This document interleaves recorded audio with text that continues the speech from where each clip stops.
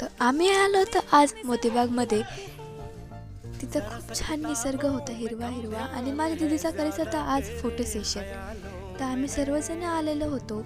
माझे जिजू, माझी आत्या, सर्वजण आलेले होते.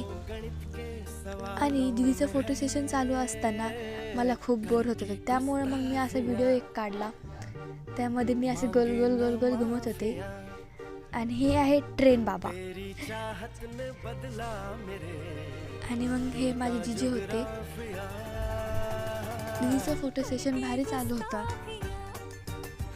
मी लपून लपून व्हिडिओ काढला होता, दीदीला माहीतच नाही. त्यानंतर फोटो सेशन झाल्यानंतर मी पाणीपुरी खाल्ली होती.